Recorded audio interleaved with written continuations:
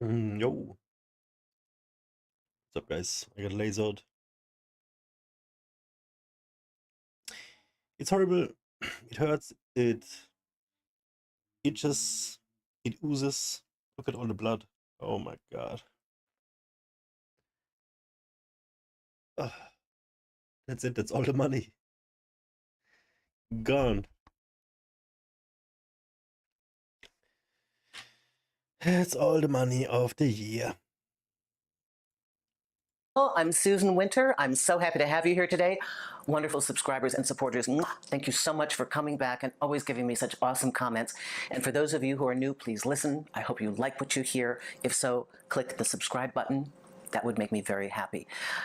I want to talk today about that loop, the horrible loop of obsession that we get into when we replay and replay and replay the what if, where you truly are still at the point that you are thinking you might have been able to salvage this, and the unbelievable guilt and blame and the hunt for the door that opens the magical heart of this person that you just can't seem to reopen again.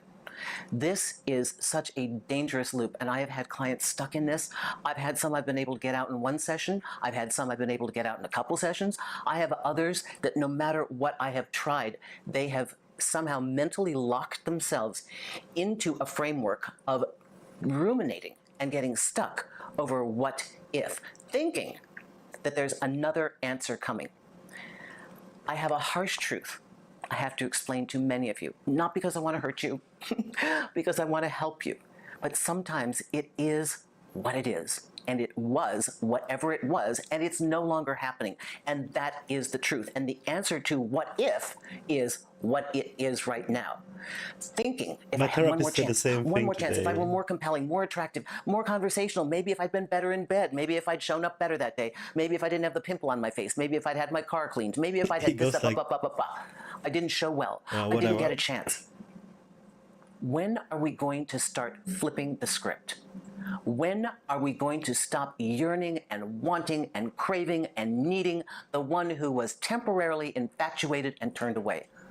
Why are we chasing these impossible people? Because we give them such incredible power, thinking that we need to audition. Am I good enough? If I do one more thing, if I have one more conversation, it'll resolve itself. I have a client who keeps telling me she needs one more conversation. These conversations never resolve anything. Oh, I'll be indulgent. You need one more conversation, say everything you need to say, and that's it. It doesn't change anything. Then a month later, it's, I just need another conversation. No. This is the trap. The trap is that you don't want to accept the reality that this is an outcome you don't want. The answer is no. The answer is, I don't know. I was interested, now I'm not. And why are you chasing somebody that's not interested? Why? Why are they more exciting than somebody that's healthy and wants you and isn't so fickle? Is that the kind of love affair you want? It doesn't gain greater value because they're running away from you. I mean, we talk about this all the time. It's just, you have to understand that you have to unlock that part of your mind that is seeking their approval and stand back and say, wait a minute. What do I love about this person? I mean, really, what is it I love? What is it I admire? Why is it that they are irreplaceable? What quality of love did they give me that I cannot live without? What conversations did I have with them that were absolutely magical? In what way did they inspire my greatness? In what way did they make me feel safe, secure, adored, and certain that I was loved? Yeah, none of them, right? Really, none of them. You can't say that about anything with this person, not at all. So you want to fool yourself and continue down that path? Okay. How much time you got? How many months? This is life. Clock is ticking. You can also take all these things that this person would have said to you and inspired you and just transfer it on another person. If that is the reason why you hold on to them, you might be able to find it in another person. Clock is ticking, and if you want love, get out of that loop. I don't know how else to say it. There's no other response to this. Sometimes it is just willpower and clear thinking, and it is as simple as that. Seeing above the ego, pulling that out of it, pulling out the need to have to win, and shifting your concept of winning to be winning at a higher level. You need to level up and win the relationship that's right for you.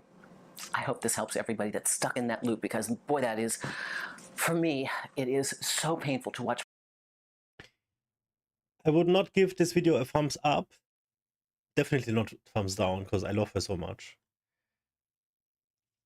But I feel generous. The reason I would not give the thumbs up, because this is another they are terrible, just get away from them, like wake up kind of thing shaking you awake, you know?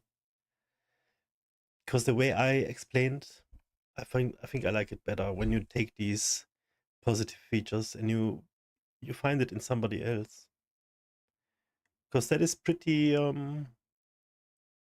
superficial. It's nothing nobody else can give you. Inspire you, right? Of course it's not that easy, I understand. Trust me. But it is how it is, man.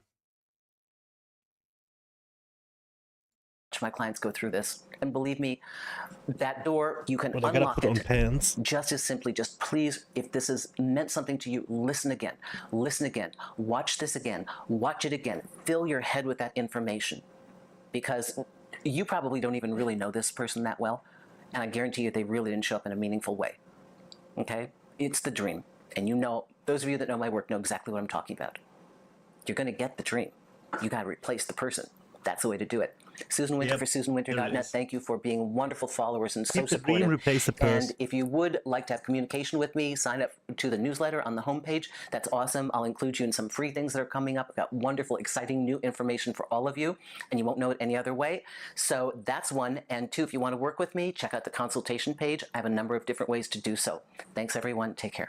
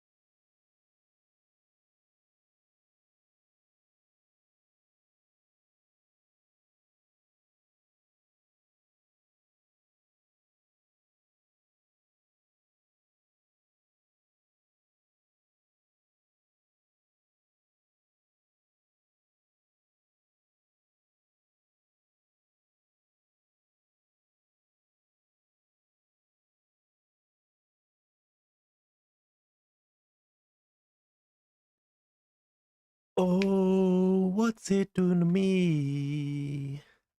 Oh, what is the song?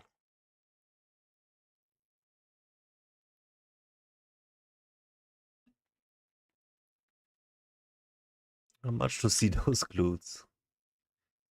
I think you wrote me a private message last week. Did you?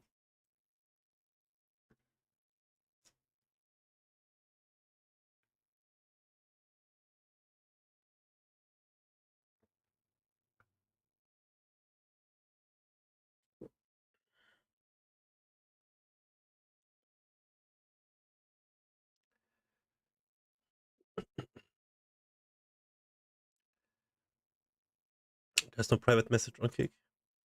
Where was that? Yeah, I don't know. Anyway, I think I find this disgusting. So I'm gonna block you and report you.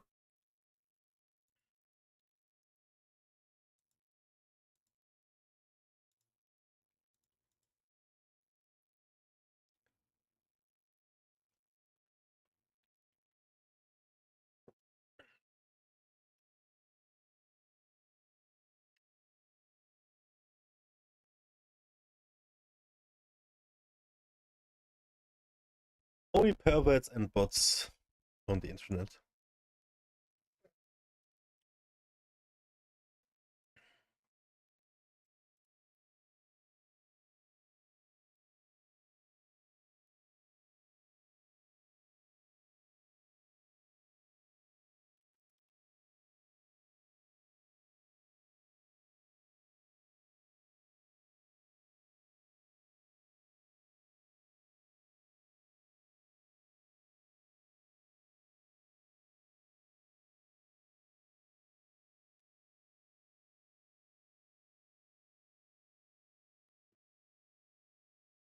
Pig doesn't care about reports, unfortunately. Yo, what's up? You know what? I think you're right. For one, there is no easy way to report somebody.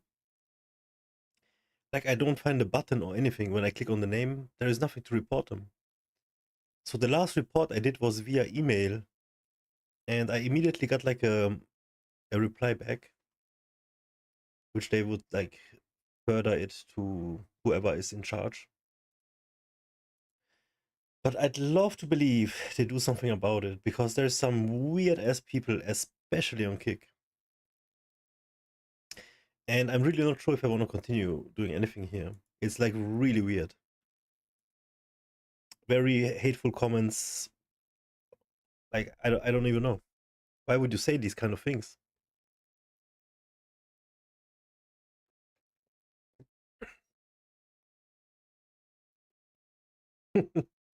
Yeah, I guess you're right.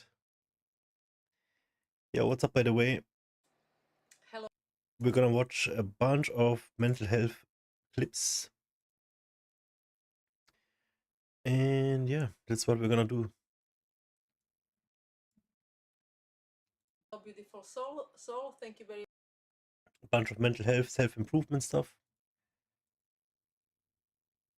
Because right now I need this. Let's see what she has to say. Much for joining me today.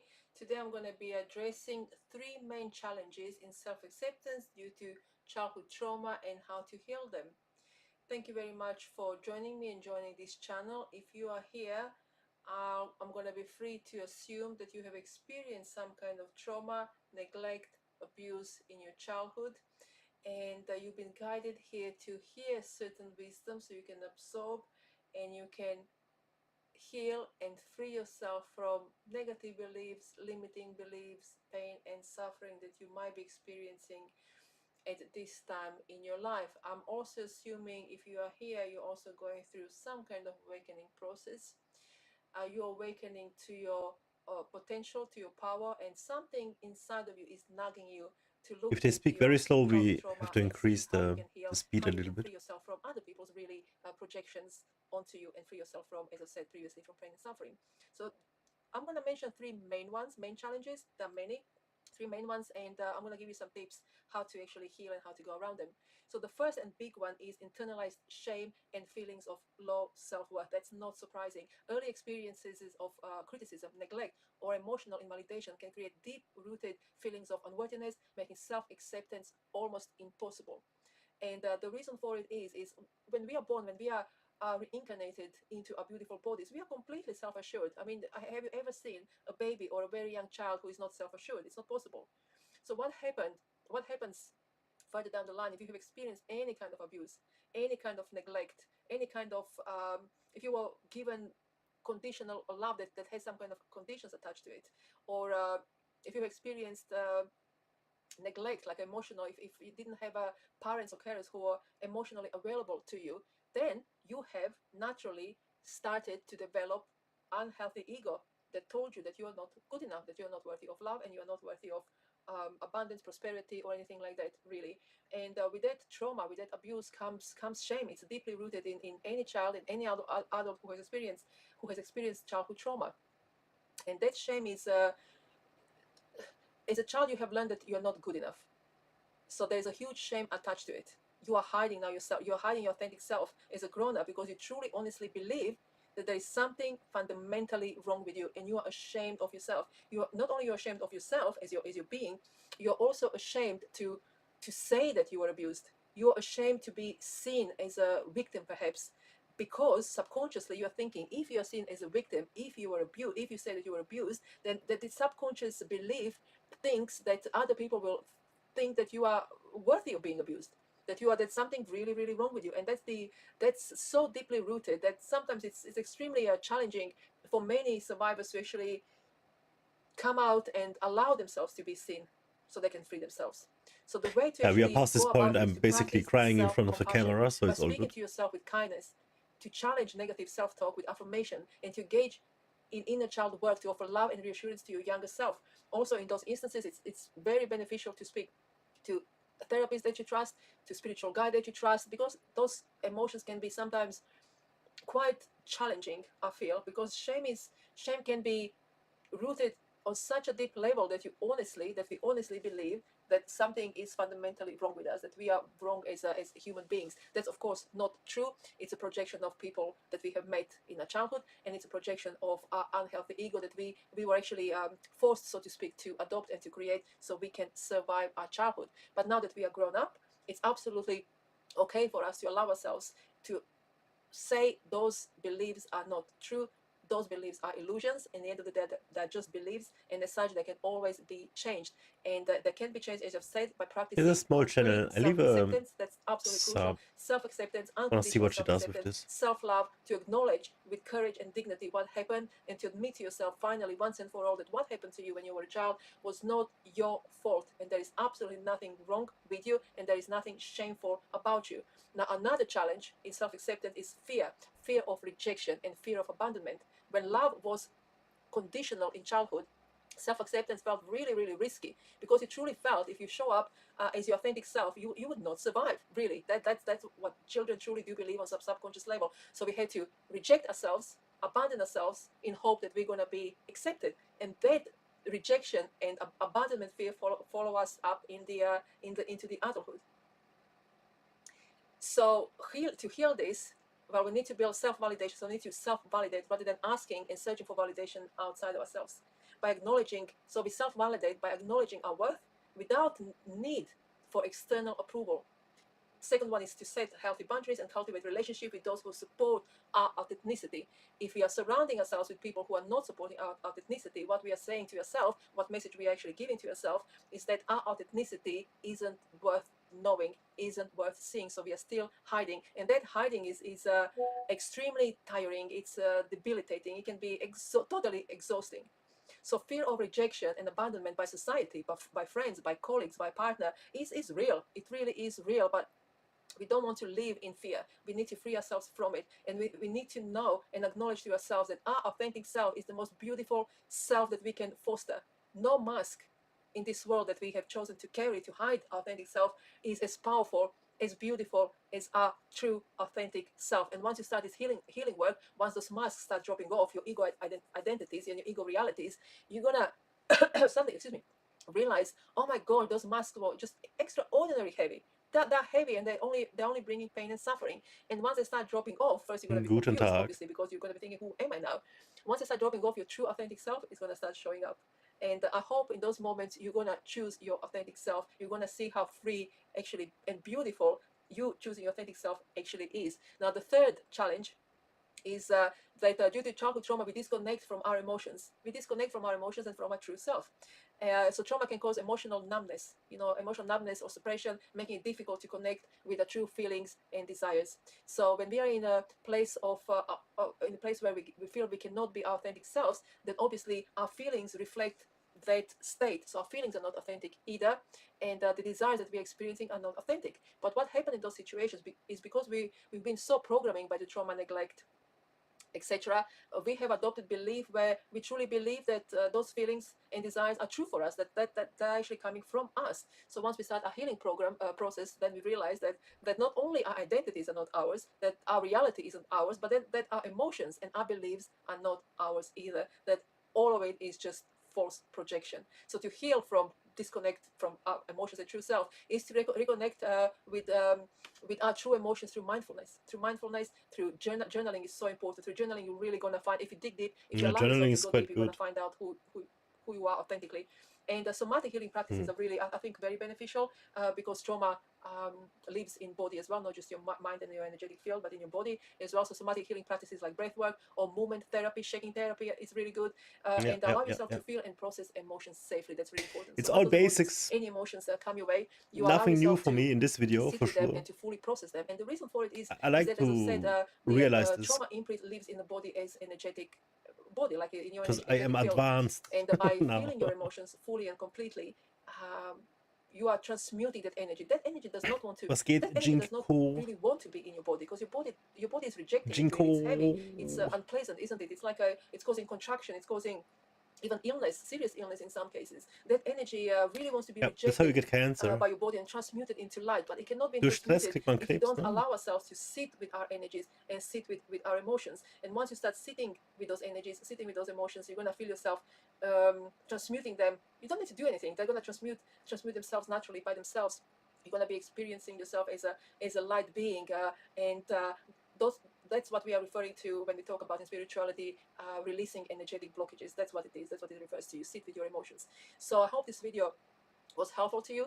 If you have any questions, any concerns, please drop me a line in the box below, and I'll make sure to come back to you and to answer any questions, any concerns. Oh, she's in the UK. Okay. And I wish you all the best in your healing journey, and go gently, be kind to yourself, and I'll see you very soon. Namaste. Blessings.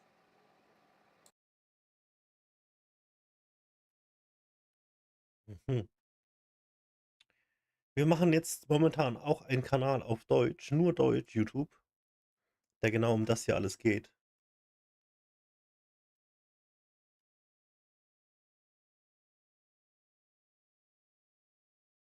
So, innerhalb der nächsten Woche mache ich da das erste Video dafür.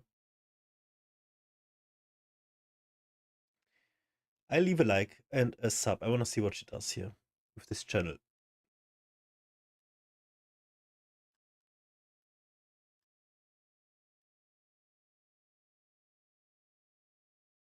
Hi friends, today we're going to talk.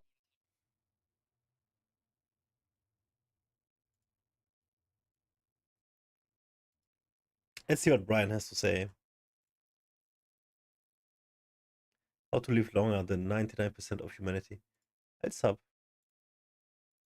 I don't know why I'm not yet. He's interesting. Talk about the 3 power laws of health. Have you We are seen going his to son? accomplish in His the next son 5 minutes looks the older than basic him. health habits that are going to make you feel the best you've ever done. I'm not going to That's get so into the scientific crazy. details. I'm just going to tell you what to do, and you're going to do them because you know what? You know they work. Let's start. Number 1, you're going to reframe your identity that you are a professional sleeper.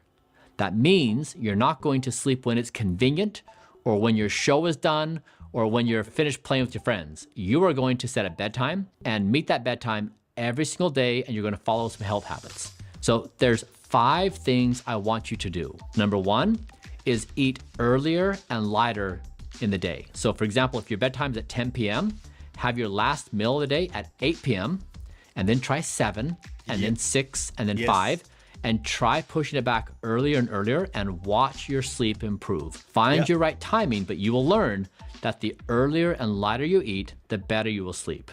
Number 2 is you need to have a wind down routine, which means your body needs to be physically ready to sleep. You can't just work up until the last minute, lay your head on the pillow and expect great sleep. The body needs to adjust itself from an aroused, high energy, ambitious state, whether you're socializing or working, to a calm down, ready to sleep space. Now you can fill this hour, where your wind down routine is going to be 1 hour from your bedtime. You can fill it with breath work, meditation, reading a book, going for a walk, but you need to be in a relaxed, calm state, screens off, getting your body ready. Number 3 is... I was just about to say something about the screen. I was about to say most people say no screen. Sadly, I'm addicted to screen, but that's why I have these now. It's like a blue light blocking glasses. I'm not sure if they work. Apparently they are blocking blue light, so that is the culprit for getting your brain not being able to wind down quicker. So I'll see how it works, but I stand behind what he just said for sure. is the lighting in I'm a your doctor, environment trust me. matters a lot. So turn off Not- screens. I have a red light bulb in my house and a lamp. We just have red light in the house. It's amazingly effective at calming things down and making everyone very tired. Number 4 is About the red light thing, man, this is interesting. I'm gonna get myself a red light as well. It's not just that it is a red light, but the red light acts like a nutrient to your body. I read. I have no clue about this. I'm gonna read more about it. But this is the one information I got about red light therapy, which I find fascinating, is that the red light, the what's it called, the light waves, once they make contact with your body absorbs them, and they are actually a special kind of nutrient. That's crazy. consistency matters a lot. Yeah. Your body loves routine. So if your bedtime's at 10 p.m., try to be in bed every night plus or minus 30 minutes, no more. When you deviate, the body gets confused and you're not going to have as good a sleep. Number 5 is avoid stimulants, for example, like caffeine. So if you go to bed at 10, be mindful, you may want to have your last cup of coffee before noon or so. So by the time your bedtime arrives, you're good to go. All right, so this is the first one. This is I'm quite good with coffee or caffeine towards bedtime. I can still sleep. I don't know why. Somehow it works. the most important one. Sleep is your number 1 life priority. Yes. When you feel well, you're going to want to also exercise, which you also know from life experience. When you exercise, you feel great. So now you're going to start an exercise protocol if you haven't already, and you're going to do 2 simple things. Every day, do 30 minutes of exercise. And that can be something like swimming, running, biking, hiking. It can be strength training. That's a basic starting point. Now, of course, we'll jump into more advanced things in other videos, but it's really establishing the basics. And then 2 is you want to be moving throughout the day. So for example, every 20, 30 minutes or so, I get up from my desk, whether I'm standing or sitting, I'll stretch or I'll do a little exercise, I'll go for a little walk. But Every moving 20, throughout 30 the day, minutes is a lot. there's an infinite rabbit hole on what to do for exercise, and that's great, and we're going to cover it, yes. Also, the daily practice of being active in both an activity and throughout the day is the power law of activity. All right, number 3 is diet. Now, this is the most complicated of them all because I guess I speak from personal experience.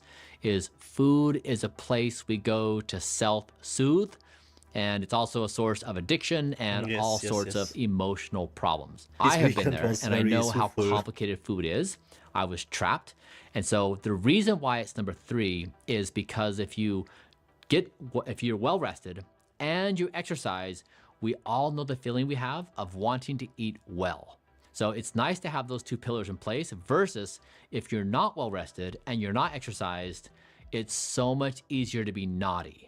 Number 1 is try to never rely upon your willpower. So if you have a particular risk zone, let's just say it's 7 p.m. that's exposed to, let's just call it cookies. Decide you are a person that does not eat cookies at 7 p.m. Because if you wait to make the decision at that moment, you will certainly eat the cookie. Now, that was true for me. Yes. So never put yourself in a situation where you're relying upon your willpower. Build systems and make commitments ahead of time. Okay, now number 2 is trying to avoid overeating. Now, I'll tell you from that's my hard as personal well. experience, this is impossibly hard to do. Of course, any one of us can say it, If it's on the plate, but we all it's gotta know go. that we just can't control ourselves in those moments. So I did something where I fired Evening Brian. This is the version of me from 5 p.m. to 10 p.m. who would unquestionably overeat no matter what every single day. I had to fire him. I had to basically make a rule of my existence that I, as a human, do not consume food between 5 p.m. and 10 p.m. no matter what I say. That's the kind of extreme I had to go to control my overeating habits.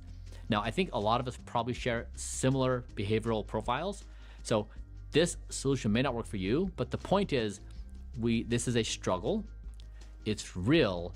And so the invitation is for each one of us to try to find a system. For me, it was just saying, I never trust myself to make the right decision in that moment. And so systems far exceed willpower. In addition to avoiding bad foods, also, I want you to avoid smoking and excessive alcohol. Okay, number Yes. 3 is a Mediterranean-like diet. You want to try to have, And I find it incredible how society accepts both so easily. If you go outside here, man, not a single person not smoking. It's so disgusting, man. You can't breathe. It's such a nasty habit. And then alcohol is everywhere, right? I have a friend, he wants to change, he wants to do this and work out and stuff. And then every weekend he's just drinking and drinking and drinking. And I tell him, like, you have to stop drinking if you want to reach your goals. And he goes, yeah, but that's the last joy I have in life with smoking. What can you say? What can you say to this? It's so stupid. healthy fats, healthy proteins, trying to generally be on the right track is good enough. You don't need to wrestle over every calorie and every macro. It just, there's diminishing return. We live in a society where health is impossibly hard. Controlling our own personal behaviors is impossibly hard. Now, I know I have felt hopeless and helpless my entire life in this regard, just until the past few years where I actually have the systems. Now, in this video, I don't expect this to solve things for you. In fact, you know what, tonight, or maybe right now, during this video, maybe you're eating junk food. That's okay, I understand. The point is, we're building a community, we're trying to change the norms, where being healthy is the right way to live. You're not going to feel pressure to do these self-destructive behaviors. And there's power in you and me making these very small decisions. So if it helps you in your moment of torment, when you're sitting there deciding, do you do it or do you not, do it for the team. Do it for all of us, because if you do it, others will do it. And we know this, when we cave, we weaken the entire system. Wherever you're at, no matter what your circumstances are, we can do this. These health habits will make you the happiest, healthiest person you've ever been. Let's first master the basics, and then we get to play with all the cool new things we'll discover together. Don't do it. Don't do it. I'm telling you, don't do it.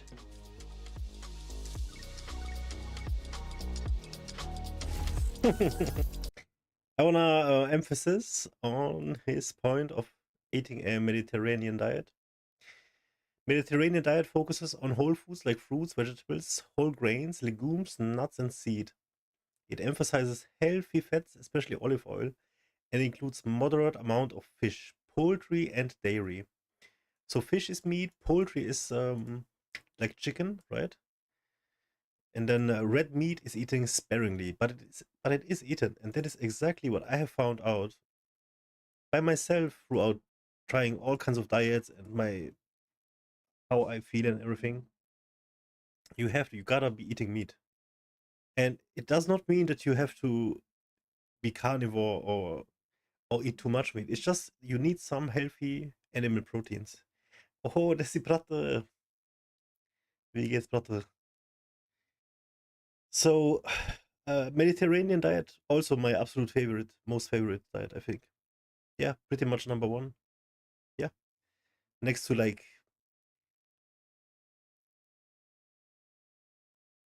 how do you call like an Asian diet?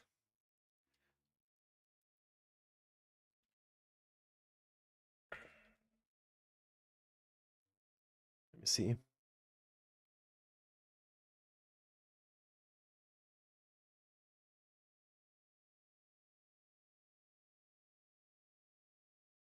So they don't really have a name for it, but then they would focus on stuff like rice, noodles, fish, and lean meats. Yeah, so both of them are pretty much up there. Number one for me. Soweit alright. Ja, Bratte, sehr gut. Ja, mir geht's gut, Bratte. Ich hatte heute einiges zu machen. Ich habe Laser wieder kassiert. Mediterran, beste Essen, ja, ja. Dann war ich in Therapie, das war gut. Und jetzt machen wir noch hier ein paar Videos. Und jo.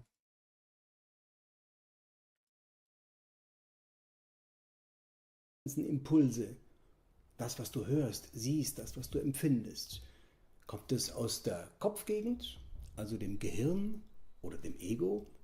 Oder kommt es aus der Herzregion, also der Gegend der Intuition, der Gegend, wo die Seele zu Hause ist Der und Typ hat sich so viel dort Ahnung. äußert?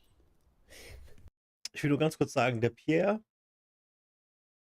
von allen seelische Gesundheitssachen, die ich auf Deutsch so gesehen habe, ist er so der Gigachart, ey. Der hat echt Ahnung von dem, was er redet. Und ich sage das nicht häufig. Ich bin sehr kritisch. Aber der Typ, der hat echt, also, das muss wohl auch an dem Alter liegen. Ich will ihn nicht beleidigen, aber er scheint halt schon ein etwas älterer Mann zu sein und damit ist er halt, hat er sehr viel Weisheit auf jeden Fall sich angesammelt. Ganz oft haben wir ja unglaublich viele Gedanken und wissen gar nicht, wo sie eigentlich herkommen. Aber immer wenn diese Gedanken dich zu etwas drängen, du musst dringend etwas tun. Wenn du das nicht tust, dann, also wenn Sorgen oder Zweifel oder Ängste sich auftun, und wenn wir die große Sorge haben, wenn ich das nicht mache, dann wird das und das und das passieren, dann kannst du schon mal davon ausgehen, das kommt vom Ego, vom Kopf, von deiner Erfahrung. Und das Gehirn arbeitet anhand deiner Erfahrung Dinge ab und sagt, das müssen wir machen, weil. Oder wenn du zum Beispiel das Gefühl hast, weil andere Freunde, Bekannte oder Hey Core, Konkurrenten haben what's up? etwas geschafft, I'm dann fine. muss ich das auch machen. Und da sehen wir schon, da ist wieder dieses Muss dabei. Also immer wenn dieses Gefühl von Enge, von Drang, von Druck da ist, können wir schon mal davon ausgehen, das hat Yo, thank nichts you. mit der Seele zu tun, sondern da will das Ego etwas erreichen, ganz dringend. Und die Sprache der Seele hat überhaupt nichts von diesem Zwang, sondern die Sprache der Seele ist entspannt, ist ruhig, ist fließend, ist heiter, ist gelassen. Und deswegen ist es auch so wesentlich, dass wir in einen ähnlichen Zustand uns begeben, denn das ist ja klar, wir können ja immer nur das hören, wo wir uns auch gerade befinden. Also wenn wir uns im Druck befinden, dann klar, dann entsteht noch mehr Druck und wir nehmen nur wahr, was, oh Gott, jetzt aber diesen Impuls, das muss ich auch noch machen. Und deswegen ist es ganz wichtig, wenn wir auf unsere Intuition, auf die Sprache der Seele eingehen wollen, dass wir uns selber in diesen Zustand bringen, wo die Seele auch zu uns sprechen kann. Denn gelassen, heiter ist viel leiser als das musst du tun. Entspannt, beseelt, fließend ist viel sanfter und leiser als jetzt packe ich es an, ich muss ganz schnell. Das ist laut. Also die Sprache der Seele ist leise. Es ist wie ein ganz wundervoller Freund, der dir ins Ohr flüstert, aber ohne Druck. Das ist nicht etwas Keifendes, das musst du machen, weil so, sondern das ist etwas ganz Ruhiges. Also wenn dir Impulse kommen, wenn dir Gedanken kommen, die diese Ruhe haben und diese Entspanntheit haben, und dann spürst du vielleicht auch schon in der Vorausschau ein bisschen die Freude, die auf dich wartet, diese Gelassenheit, die auf dich wartet. Da gibt es also keinen Drang. Die Seele hat die Zeitkomponente überhaupt nicht. Also wir müssen auch nicht Sorge haben, wenn ich jetzt nicht darauf höre, dann, das ist schon wieder Ego.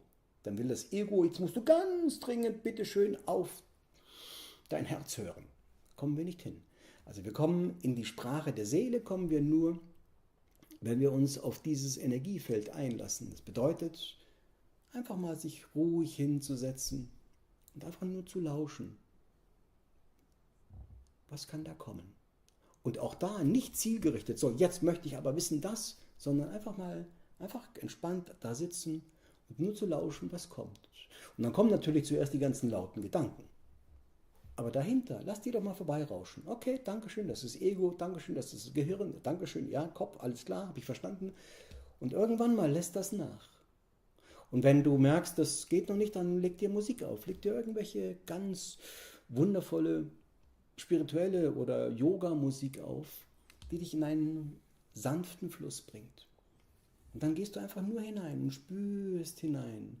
Und dann wirst du merken, dass andere Impulse entstehen, andere Gedanken entstehen, ruhige, wohlgeformte, angenehm, fließende Gedanken. Das ist die Sprache der Seele.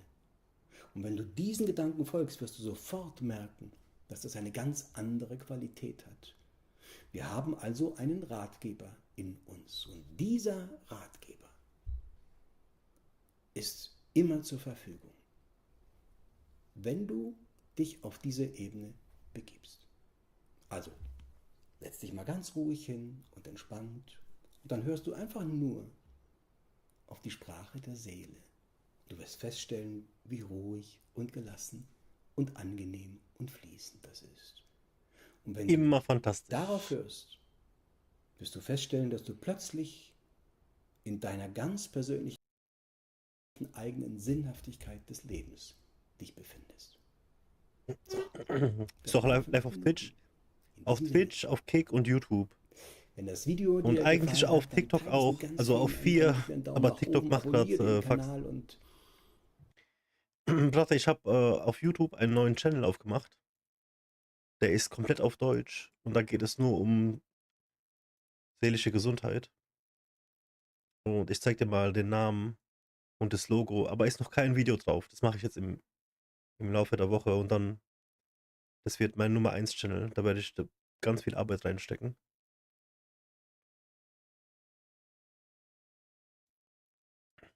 Hier, ich schick dir in WhatsApp. Das Logo habe ich gemacht und der Name ist auch drin. Was sagst du dazu?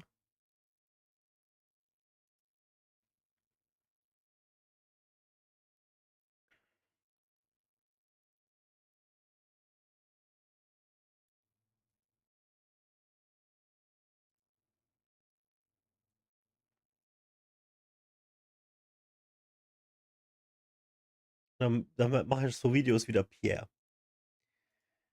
Eines Tages. Wenn ich auch mal ein paar Sachen weiß.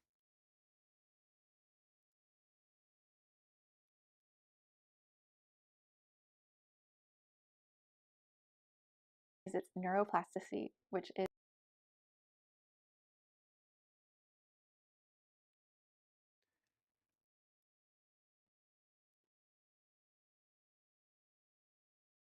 one amazing thing about the brain is its neuroplasticity.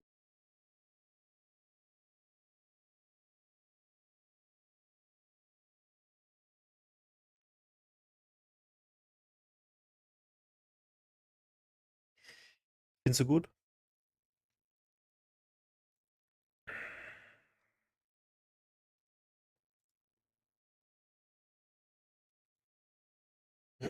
Already, let's see.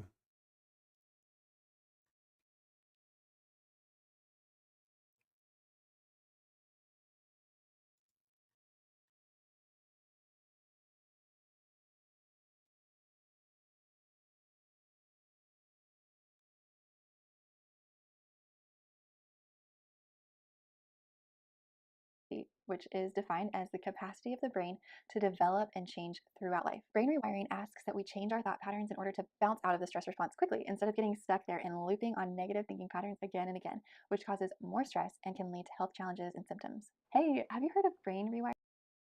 Sie redet davon, das Unterbewusstsein neu zu programmieren. Und das mache ich ja jetzt auch schon. Jeden Tag höre ich dieses eine Video, das ich dir geschickt habe. Mindestens zweimal. Mindestens morgens und abends. Und ich glaube, das hat schon eine Wirkung. Das heißt, nach 2 Monaten tut man auf jeden Fall etwas merken. Und ich mache einfach für immer. Ja. It fascinates me, so I just have to share about it with you. In this video, I'm going to share my personal journey with you in case you also have some level of stress in your life, and this can be a starting place for you to calm your nervous system and also rewire your brain. I hope this video is an encouragement to you if you're also experiencing high stress or any chronic health symptoms. First, I'll share a bit about my own health journey, then I'll share some things I've done to try and help my symptoms over the years, and then I'll introduce you to the brain rewiring program I joined in December with Brooklyn and Nick Hanna, and some of the awesome wins I've had since starting to rewire my brain and my limbic system. This is going to be the first video in a 6-part series of videos that I'm going to create all about brain rewiring and what I'm learning. In the next video, I plan on sharing this menu of calm down strategies for Oh, wow. Wann ist das rausgekommen? my own toddlers when they start to experience a heightened stress response, also known as toddler tantrums, and how it's been so helpful for them and for our relationship as a family. As a disclaimer, I'm sharing this video for informational purposes only and to share my own health journey with you. I'm not a doctor, and this video is not medical advice. I am, however, a speech language pathologist, so I do have a master's degree in communication disorders. So I have studied about the brain and how it functions in relation to communication and learning. Okay, so what is brain rewiring as it relates to the stress response? I'll share an overview so we're just on the same page about the basic science. Basically, our thought patterns can lead to either increasing or decreasing the stress response in our body. For example, if you're hiking in the woods and you see a snake on the path, your thoughts about the snake determine what your body does. If you're afraid of snakes, you gasp, and according to the Cleveland Clinic's article about the sympathetic nervous system, I'll link the article below, your body goes into a fight, flight, or freeze response, which is a very appropriate and normal response to danger or stress. Our sympathetic nervous system activates and makes physical changes to the state of your body to help you get out of danger. So your eyes, heart, lungs, digestive tract, liver, and other organs work together to help you remain safe. Here's some really cool things that your body does to get you to safety. Your pupils in your eyes dilate to let in more light and improve your vision. Your heart rate increases to improve the delivery of oxygen to other parts of your body, like your muscles and your brain, to help you think clearer and mobilize your muscles to run or fight. Your lungs relax your airway muscles to improve oxygen delivery to your lungs. Your digestive tract actually slows down your digestion, so that energy that you'd be using to digest can be diverted to other areas of your body. Your body also activates energy stores in your liver to an energy that can be used quickly. This is all a really helpful response. It helps temporarily improve your eyesight, reflexes, endurance, and strength. Your sympathetic nervous system also activates at other times, like when your body is under some kind of strain, like when you're exercising or when you're sick or stressed. Thankfully, we also have our parasympathetic nervous system to step in and calm and relax our bodies after that. The two systems work together in your body and your nervous system to keep your body balanced. Your sympathetic nervous system takes the lead for as long as necessary to get you through a period of danger or a perceived threat. Then your parasympathetic nervous system steps in and returns things to normal. But what do you think could happen when our bodies get stuck in a fight, flight, or freeze state? Or if our bodies are constantly on the edge of tipping into that state very easily?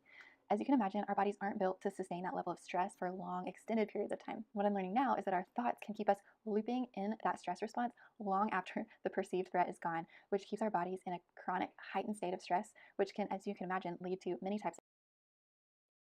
Das ist mega wichtig, über sowas sich zu informieren, weil das ist absolut die Wahrheit, dass unser Nervensystem, wenn das einmal angeschaltet ist, wenn das einmal getriggert ist durch irgendeine Gefahr und dann dysreguliert ist, sodass du es nicht mehr abschalten kannst, dann tust du permanent oder für viel länger als nötig eben diese Stresshormone auch ausschütten und so entstehen dann Krankheiten und einfach Zustände in deinem Körper, die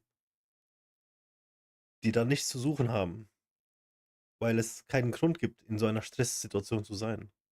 Und meist sind diese Sachen dann negativ. So tun sich dann Krankheiten formieren wie Krebs und so weiter. Und wenn man dann quasi lernt, damit besser umzugehen oder eben einfach, man tut ja nicht aktiv das Lernen, es wird einfach unterbewusst,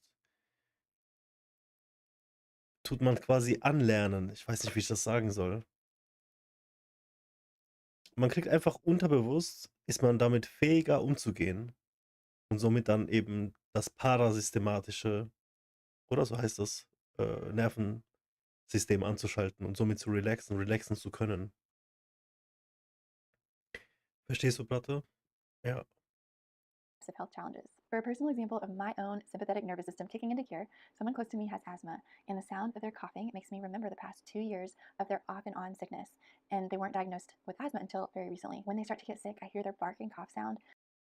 Guck mal, das kann einfach getriggert werden durch etwas, das du hörst, was eine Erinnerung in dir hervorholt, und das triggert dann deinen Körper, dass er in diesen Modus geht, obwohl überhaupt nichts dafür spricht, dass du in diesem Moment von dein äußeres Umwelt, da ist niemand, der dich verfolgt oder umbringen will oder gar nichts, aber deine Erinnerung triggert diesen Zustand. Ja. And they're rattly breathing, and I start to feel on edge. My brain immediately starts to think thoughts like, okay, what do I need to do next? Do I need to call the doctor now? Should we do a breathing treatment now? Where's the nebulizer? Where's the medicine? Is the coughing going to get worse at night? Should we go ahead and go to urgent care now? They're about to close. Should we wait till the morning? Should we wait it out? What can I do to help? Should I call the doctor? So I'm in a heightened state of stress as I figure out the best plan of action moving forward. My sympathetic nervous system is helping me to think clearly and focus and make wise decisions to help my loved one. But on the flip side, my thoughts about the whole situation can cause me to get stuck in that heightened stress response for longer than necessary. When I didn't have the tools and skills of brain rewiring to change my thinking patterns, I got stuck there feeling overwhelmed, indecisive on what to do, predicting what might happen in the future, and also ruminating on fears and uncertainty. You might hear that same exact coughing sound and feel completely fine and remain very calm because you don't have that same history of caring for someone who's sick with that cough. Your stress responses will be different than mine and different than your neighbors, different than your family members, based on your own history of stressors in your own life. Brain rewiring asks that we change our thought patterns in order to bounce out of the stress response quickly instead of getting stuck there and looping on negative thinking patterns again and again, which causes more stress and can lead to health challenges and symptoms. One amazing thing about the brain is its neuroplasticity, which is defined as the capacity of the brain to develop and change throughout life. The idea is to identify and pinpoint those old negative thinking patterns that you default to in your thoughts, and then disrupt those thoughts and either distract your brain or replace them with new, helpful, healthy thinking patterns.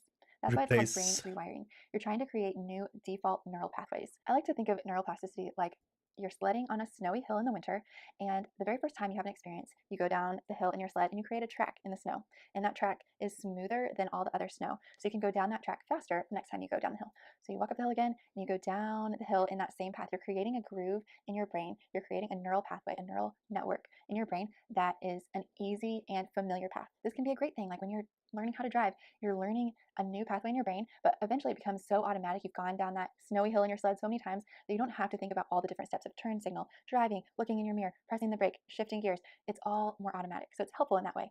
But where it can be unhelpful is when you get stuck in negative thinking patterns and you're just going down that same path over and over. But the great thing about the brain is that you can create new neural pathways in your brain and create a new direction to go. So if you're going down Man kann auch schnell in so einen negativen Loop, in so eine Abwärtsspirale kommen. Das ist mir jetzt voll oft passiert, ne? Einfach negative Gedanken permanent. Und jetzt wird's besser. Jetzt tue ich diese austauschen gegen positive Gedanken. Und wenn du dann in so einem Loop drin bist, das realisiert man gar nicht. Aber plötzlich ist alles, was man macht, unterschwellig einfach negativ kommentiert oder, weißt du? Das ist echt die Wahrheit, was die hier sagt alles. Und die Leute haben davon keine Ahnung. Voll viele auf der Straße, wenn du eine Umfrage machen würdest, einer von 10 hat vielleicht eine Ahnung über sowas. Dabei ist das so wichtig, meiner Meinung nach. down that snowy hill and you're hitting a tree every single time you go down, you're going to want to change that path. It's just like having a negative thought pattern and you're just hitting that negativity and the stress over and over through that negative path. Alles, Let's wo create a wir new halt path in your nicht, brain that wir links können nicht you in unseren on a Kopf different way gucken, that's ne? safer. So Deswegen the hope and interessiert goal uns with das brain nicht. rewiring is that by Aber das ist creating das new neural Wichtigste. pathways, you can use your brain's neuroplasticity to your benefit and get your brain out of the chronic fight or flight stress response, which can, in many cases, decrease your health symptoms because your body is more often in a state of rest and digest and calm, allowing your body to repair. I came across Brooklyn and McKenna online in November, and I watched all of their YouTube videos on their limbic system rewire YouTube channel in like a week. I was just so fascinated by what they teach. I joined one of their free workshops to learn more, and I started implementing what I was learning right away. Like that day, I would learn from their workshop and I would implement that day, and I was noticing a huge benefit from it. I was experiencing so many new wins and new like perspective shifts, and my body just felt like it was getting out of that stress response. And so I was just craving more because I had some lingering symptoms that I was hoping to get relief from. I was so excited to join their 6-month group coaching program for limbic system rewiring, and I'll talk more about them and their brain rewiring program later in this video. But first, I wanted to brief you a bit on who I am in case we've never met before, and I'll openly share some of my health history so you can understand why brain rewiring has been so helpful for me and see if it's something that could be helpful for you too. I'm Adrienne. I'm a pediatric speech language pathologist, and I specialize in helping babies and toddlers learn how to talk. I share strategies for parents and caregivers of toddlers and young children on my YouTube channel and on my website at learnwithadrienne.com. I've taught thousands of people around the world in my 2 online classes, Sign Language for Beginners and a speech therapy class that helps parents to help their toddlers go from 0 words and not talking Ein at all richtiger to Engel. talking in sentences and having conversations. The baby and toddler stages are one of my favorite stages, and I've been staying at home with my 2 sons who are now 2 and 4 years old since they were born. I've loved seeing their language skills blossom from birth until now. It's so cool to see their language skills unfold, and being able to love and guide them at home in their early years is such a blessing. All right, so let's rewind. I'm going to share with you very personal information about my health journey before joining the brain rewiring program. I have had several unresolved symptoms and lingering food sensitivities and allergies for many years now. My symptoms actually began in 2013 and 14 when I was exposed to toxic mold daily in my workplace for 1.5 years until the mold was finally discovered on the air conditioning unit that was a foot away from me and my students in my speech therapy room. My symptoms from this toxic mold exposure included extreme fatigue, brain fog, stomach pain, difficulty concentrating, swollen lymph nodes, food allergies, and seasonal allergies. I left that job in May when the school year ended, and I got married in June, and then we had a death in the family in July. We bought a home in October of that year and we moved in. I started a new job, my husband started a new job, and that year, just with wedding planning leading up to it, being exposed to the toxic mold, figuring that out, and trying to navigate those health challenges, I just generally had a level of stress that I hadn't experienced before, on top of getting out of that moldy environment and then detoxing from that mold exposure. Over the course of that year, my symptoms just started piling on and seemed to be getting worse and worse each day.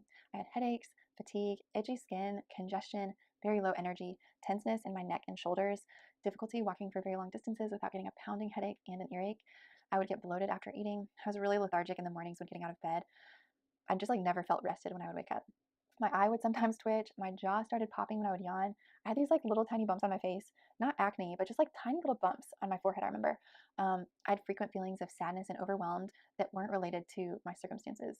I had brittle nails. I noticed they started to get like thinner, and my neck was actually too stiff to look down towards my feet without pain. Like I could only look down a certain amount without it feeling really I tight think and my painful. nails are crazy. So these They are symptoms like started so to become so strong. normal to my everyday life that I didn't even seek medical help until one day I just like hit rock bottom. I had this super sharp pain in my stomach. It was so sharp and so painful and so acute that like I didn't know what was happening. And so I went to the doctor and they recommended that I get tested for food allergies.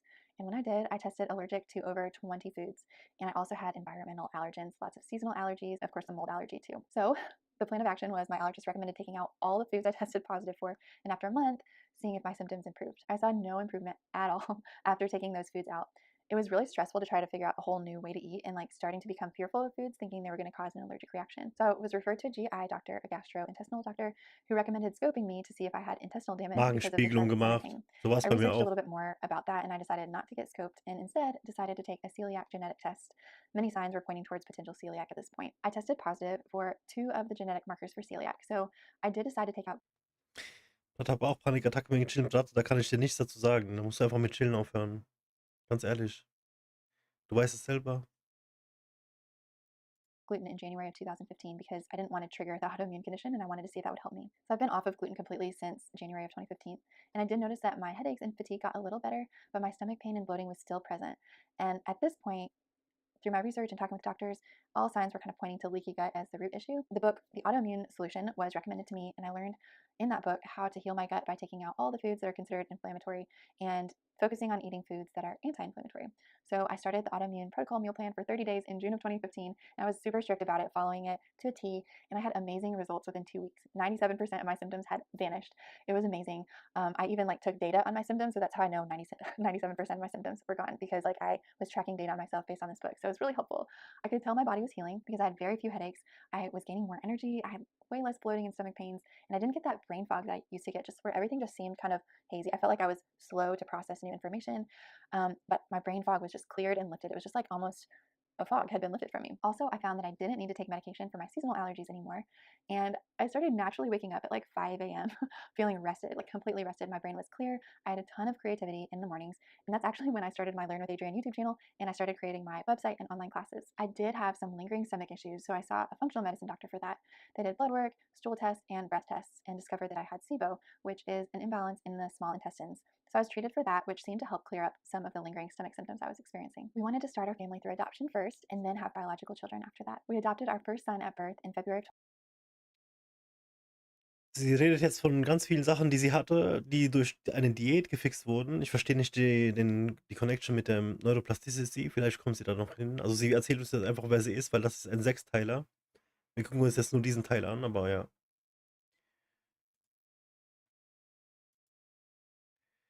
Brate. Ja, Brate, ich weiß nicht, wegen Chillen, wenn du dir heutzutage anguckst, was man alles so kriegt. Die Preise sind ja drastisch runtergegangen. Man kriegt ja ultra gutes, ultra starkes fast nachgeworfen. Und ja, das kann schon so zu Mini-Psychosen immer führen. Und dann kriegt man auf jeden Panikattacken. Das kann ich mir gut vorstellen. Ich hatte auch schon Panikattacken durch sowas, ja. Auf jeden.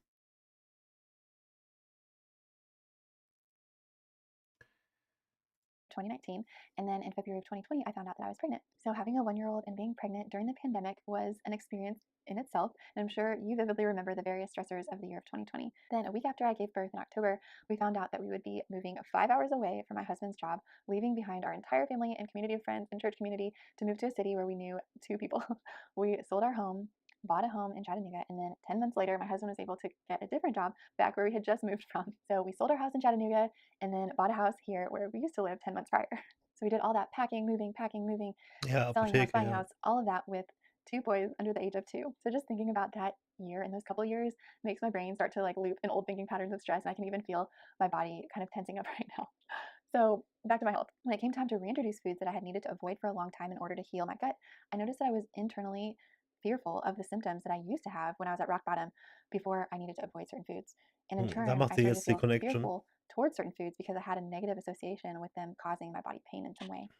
Now, learning what I've recently learned through the limbic system rewiring program, I understand that I can change that negative association with brain rewiring and using neuroplasticity to my benefit. Before I'd even learned about brain rewiring, in 2020, I really came to understand on a personal level the link between the brain and the body when I was pregnant with our second son in 2020.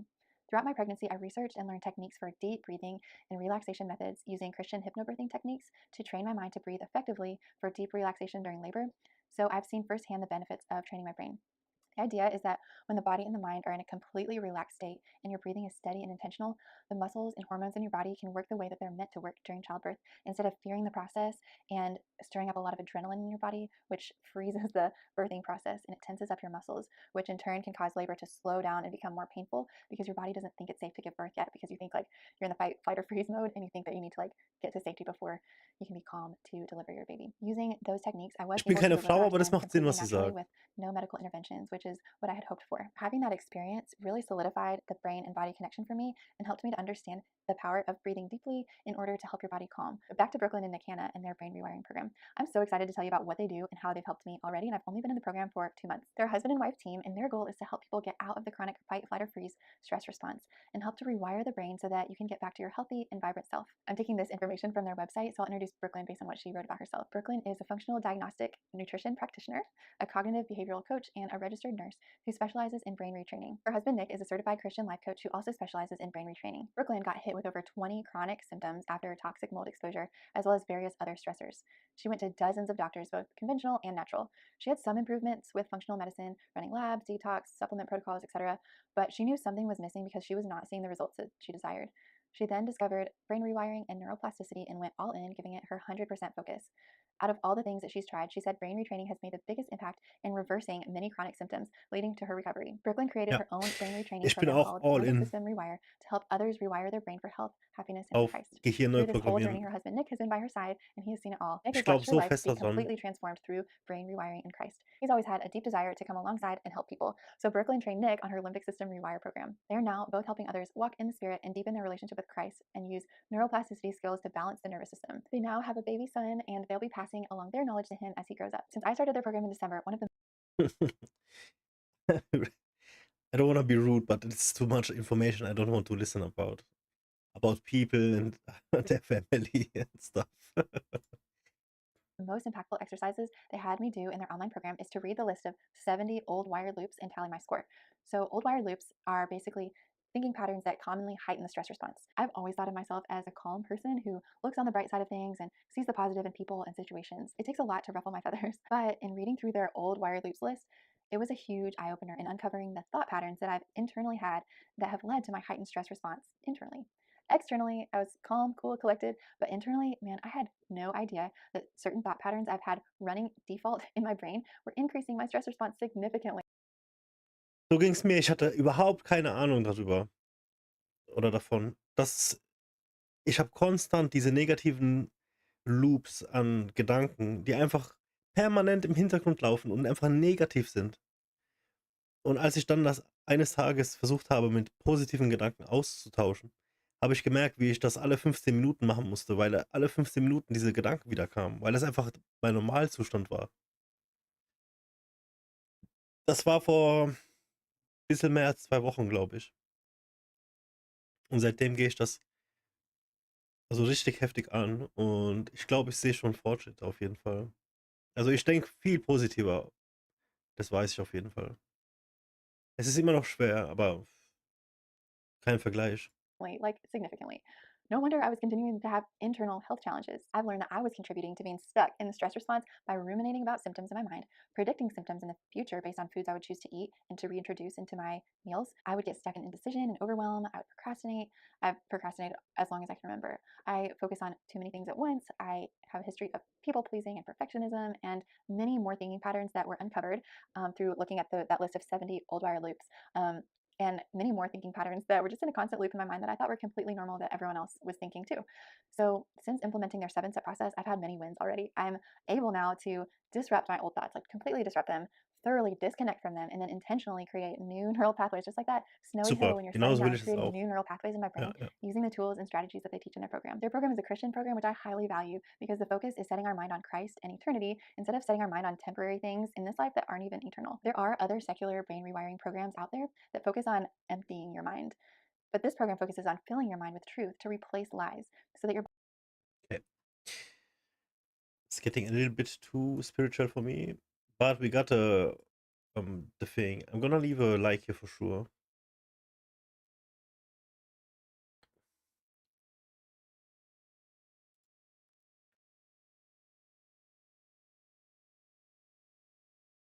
Anyone with a pulse in a brain can fall. Kurz Pause. Oh. Bratte.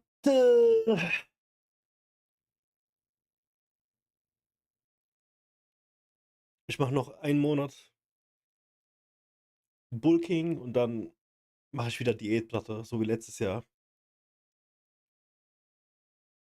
Ich bin jetzt 107 Kilo.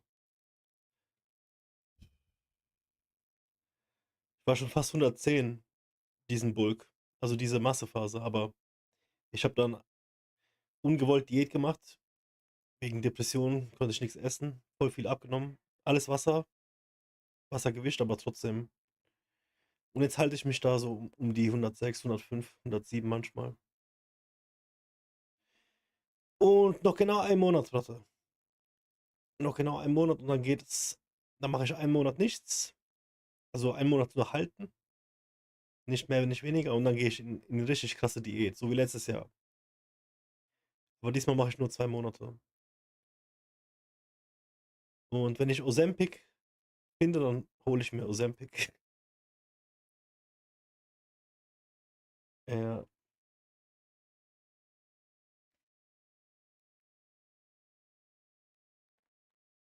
Ugh. Mm.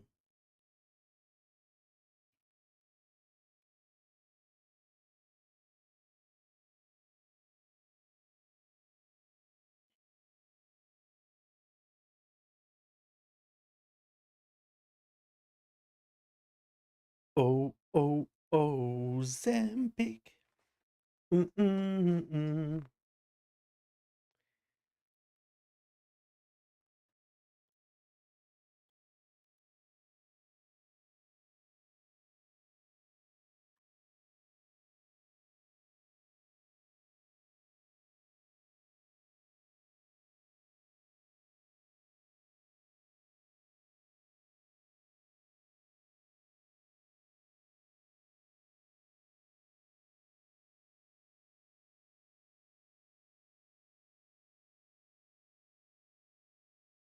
Ja, genau.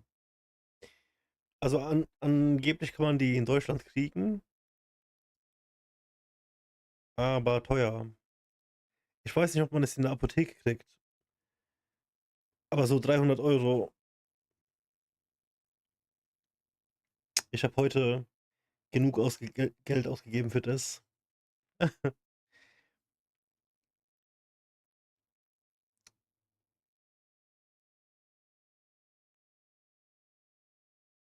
Was machst du heute für Essen? Ich habe meine große Mahlzeit schon hinter mir. Ich mache mir noch Käsebrot mit irgendwas. Mal gucken.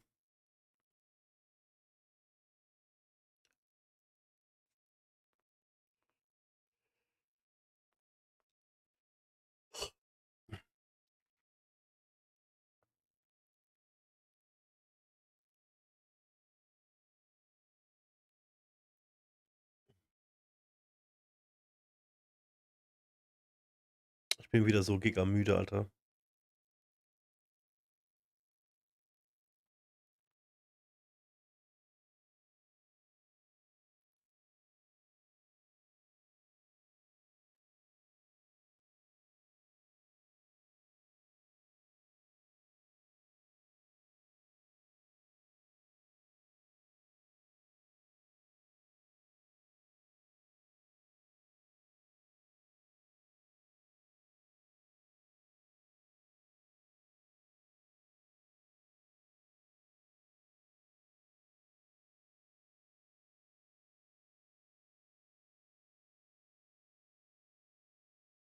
Ja, Platte gelasert. Gulasch. Boah, das ist ja voll der Aufwand, oder?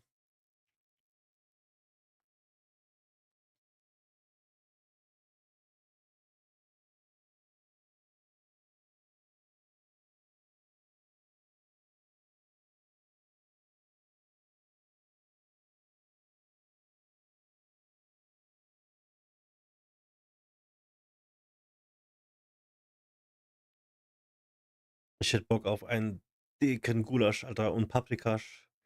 Gulasch und Paprikasch.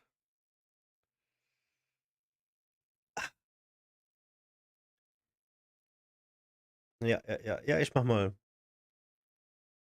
die Tage wieder etwas in den Kochtopf. Ich glaube, das Jahr hatte ich noch nichts gekocht, nur immer Pfanne. Pfanne, Fritteuse.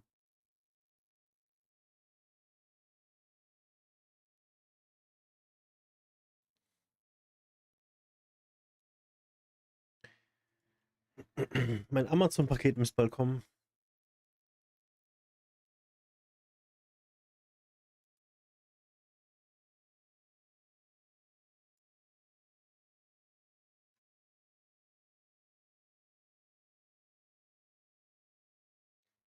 Dauert noch. Ich habe mir so ein Zugseil geholt fürs Training.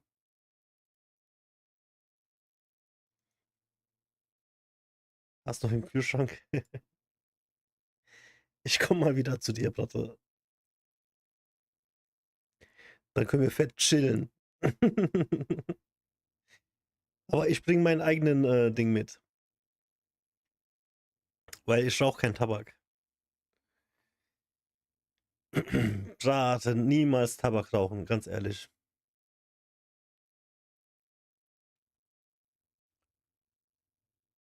Das ist eines der schlimmsten Sachen, ey. Vapen auch. Alles eigentlich, was man in die Lunge packt. Aber wenn alles andere,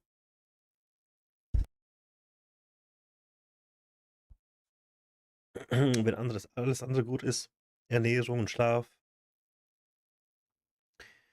Bewegung, dann, dann kommt der Körper auch besser klar mit so Sachen, weißt du? Und vor allem stressfrei muss man sein. Weil ich denke, man kriegt Lungenkrebs, besonders von sowas, aber besonders, wenn man gleichzeitig gestresst ist.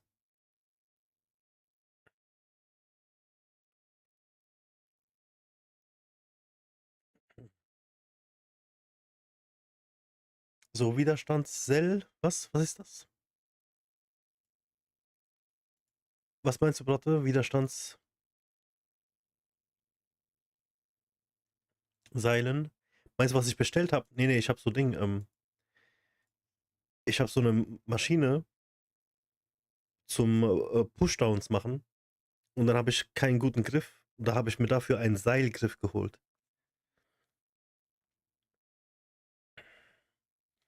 Aber weißt du, es gibt auch Leute, die werden 100 Jahre alt und rauchen.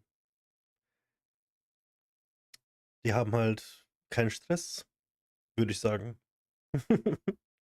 Ich bin zwar kein Arzt, aber ich glaube, deswegen haben die es gepackt.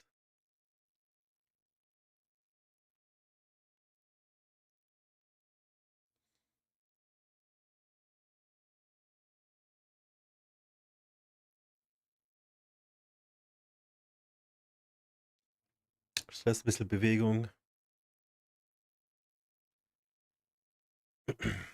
Meine Mutter hatte jetzt einen Schlaganfall, weißt du das?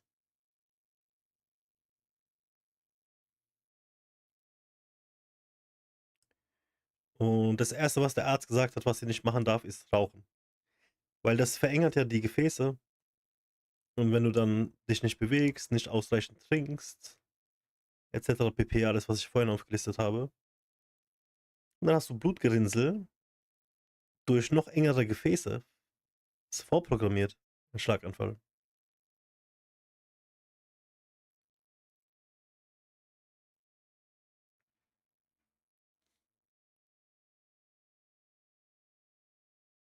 Das Beste wäre, man würde jeden Tag so ein Baby-Aspirin nehmen. Ich glaube, das könnte man machen. Ich glaube, es hat keinen negativen. Ja, immer alles schön flüssig halten. Ja, ja, Bratte.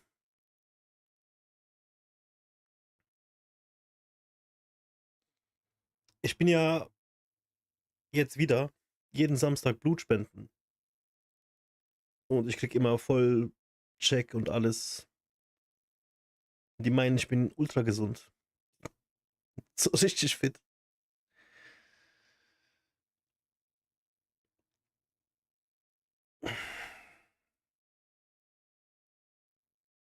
Wie geht es ihr? Keine Ahnung, ich habe keinen Kontakt mit ihr.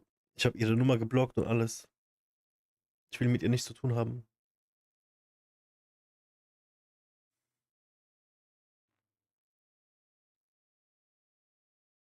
Ja, Bratte, trinken ist echt wichtig. Im Sommer trinke ich bis 5, 6 Liter. Easy.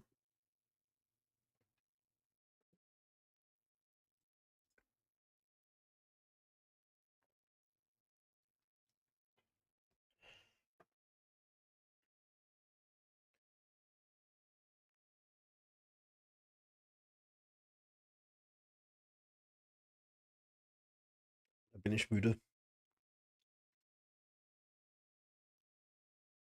Hm.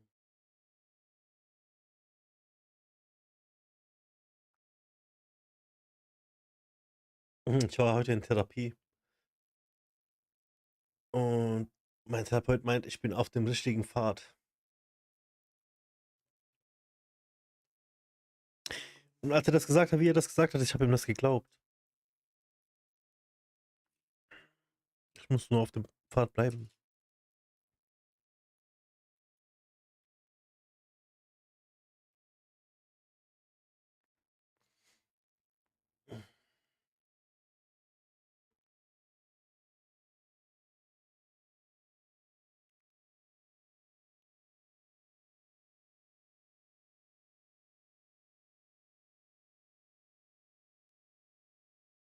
Ich habe alle Voraussetzungen für ein einfaches, langweiliges Leben in Deutschland.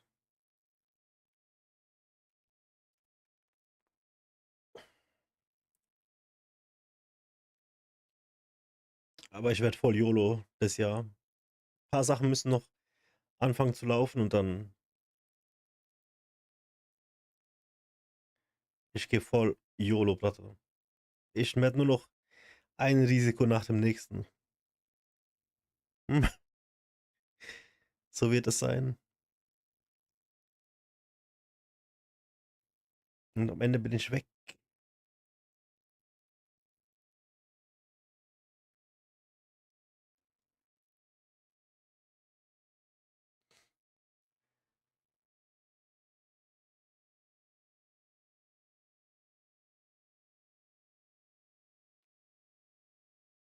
Es ist nur eine Frage des Geldes. Egal wie sehr jeder sagt. Man braucht kein Geld für das und das. Nee, nee, nee.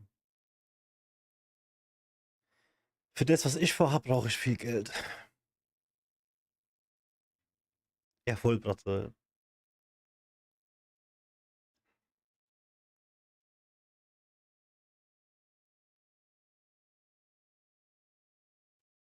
Mm, mm, mm.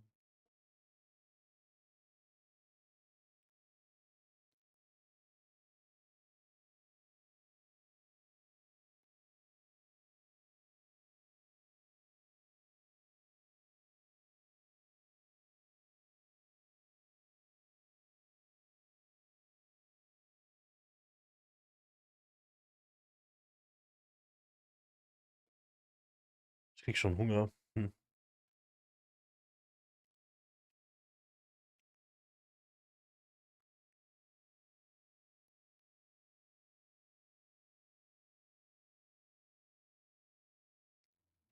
Oh, oh, Sempik.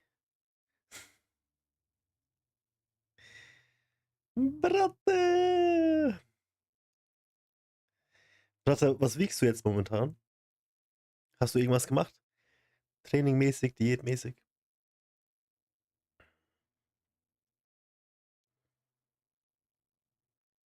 Ich kann kaum abwarten, dass dieser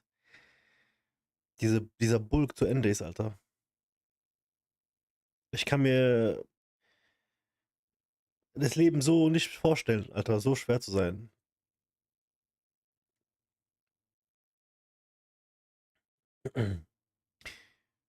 Ich freue mich voll auf Abnehmen.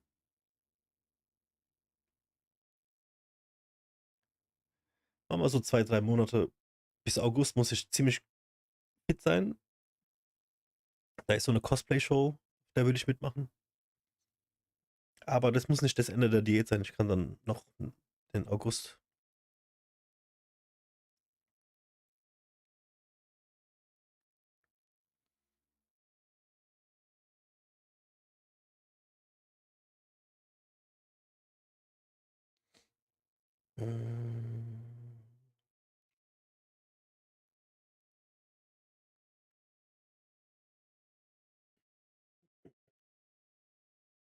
Ja gut, schauen wir mal rein hier. Love dies without these 5 things. Ich habe heute meinen Therapeut gefragt, was ist Liebe? Und er hat gesagt, ich weiß nicht. Und ich gemeint, ja, super. Dann habe ich am Ende nochmal gestresst und hat er mir gesagt, was Liebe ist, aus seiner Meinung.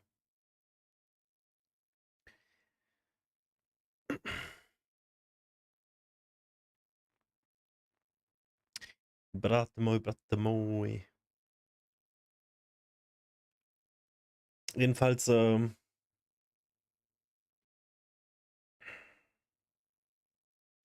jedenfalls hat er gesagt, Liebe ist, einen Menschen so zu akzeptieren, wie er ist, ohne ihn zu verändern. Und wenn der Mensch dich auch so akzeptiert, wie du bist, ohne dass du dich verändern musst. Damit habe ich alles zugestimmt. Aber das ist immer noch nicht die Definition.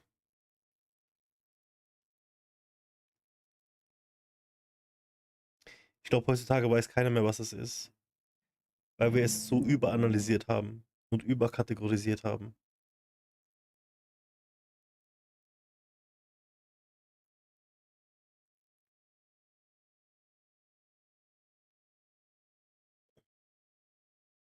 Ich bin müde, es war.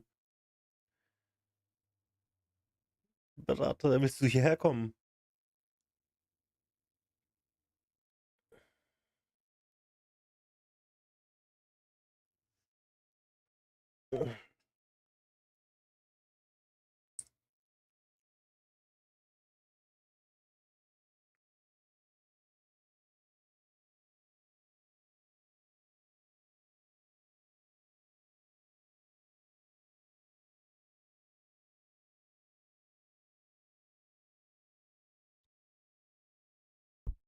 Ich tu mich mal kurz stumm schalten.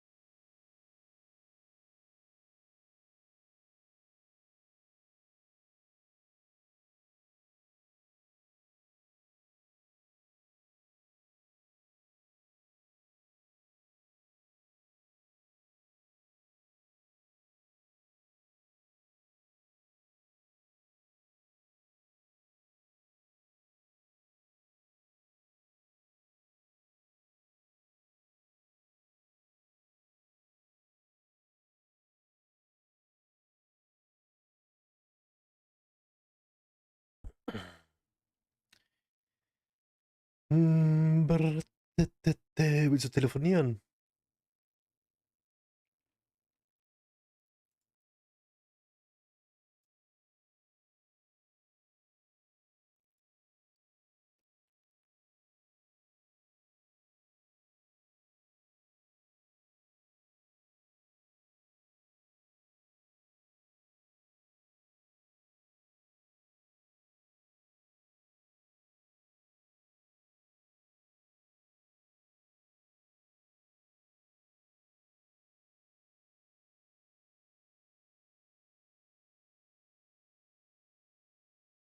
Jo, okay. Ja.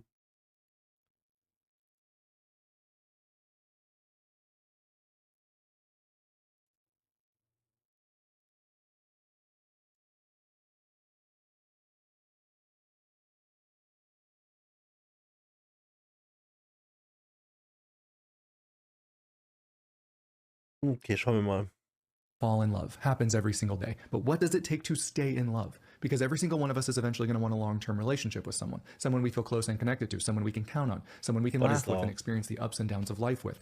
Here's the only problem. Even if you found that type of love, no one taught us what's required to sustain it. There's a reason the divorce rate is almost a coin flip. There's a reason most relationships, even the ones that stay together, have one partner who isn't actually happy. It's because one or both partners didn't understand or prioritize what it takes to stay in love. Relationships don't survive on autopilot, and that doesn't mean we need to be perfect, but we also can't be neglectful. So if you want to stay in love, then I need you both to pay attention and begin to build and grow these 5 things in your relationship. The first thing we're going to focus on is trust. Now, here's the crazy thing about trust. We tend to only think of it in terms of cheating, but trust goes way deeper than that. You can have a partner who would never dream of cheating, and they can still be a terrible partner, right? Trust is foundational to our relationships. Every interaction, every conversation is either building some semblance of trust and safety with your partner, or it's weakening it. And the trick is to simply be more aware of it so we can intentionally build it instead of unintentionally weaken it. And I certainly don't say that to make you anxious, like you need to be fearful of every moment because you could destroy something that you value. That's not what we're talking about. Healthy relationships aren't built on fear. I'm simply saying that when relationships end, I can guarantee that trust has been broken in some way. Think of it like an emotional bank account. We all occasionally make withdrawals when we unintentionally hurt our partner in some way. But when we've been making consistent deposits, when they can trust that they rely on us, when they feel valued and cared for, not just physically, but emotionally, when we want to repair ruptures instead of sweep them under the rug, we can handle the withdrawals together. Because trust is built slowly and consistently. It's built when we consistently consider them, when they see that it's in our character to be honest and transparent. We aren't hiding anything from them. We're dependable. If we say we're going to do something, we do it.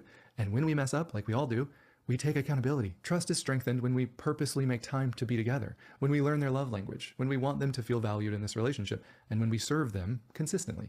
And of course, this isn't meant to be one-sided. Relationships can only work when both people are putting in the work, right? Trust is added when we are respectful about someone's boundaries, when we are intentionally curious about what their needs and desires are, when our partner feels prioritized, when it's obvious that we're present when they're communicating, especially if it's about something that's really important to them. That's what builds trust and puts deposits into your emotional bank account together. Now, even though trust is built slowly, it can be lost in an instant, right?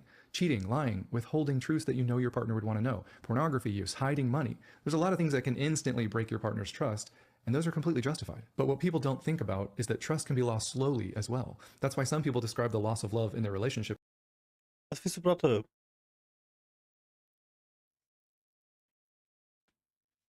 Soll ich dich anrufen?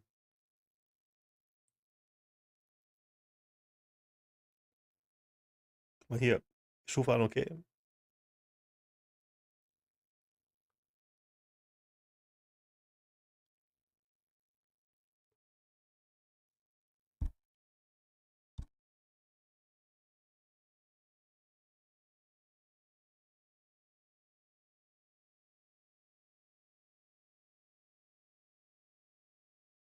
Ja.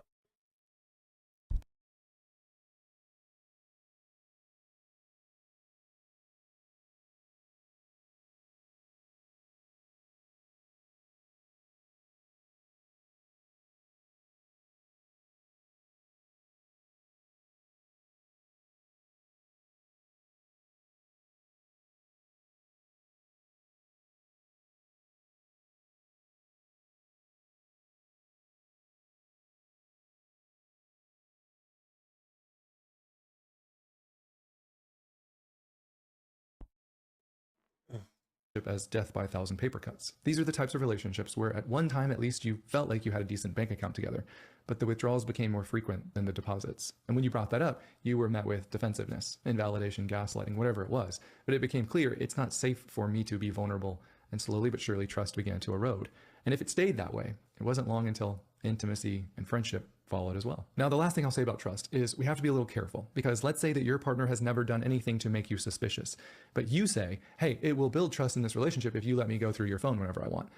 That's not the type of trust I'm talking about here. So if you have to invade someone's privacy, or if your partner is becoming more demanding and controlling or jealous in an unhealthy way, but tries to use something like, hey, I just want to trust you, then that's something you need to speak to a professional about. All right, number 2, you will not stay in love if you have no ability to resolve conflict together in a healthy, safe way. This is one of the most destructive things that I'm seeing in relationships. We are literally not taught basic conflict resolution. If you want to slowly destroy all the trust and intimacy and friendship and playfulness in your relationship, then fighting all the time with no repair is one of the most effective ways to do that. You have to establish a safe line of communication with each other, where you both feel safe to bring up concerns, complaints, hurt feelings, needs, desires, in a respectful, vulnerable way, in moderation, of course,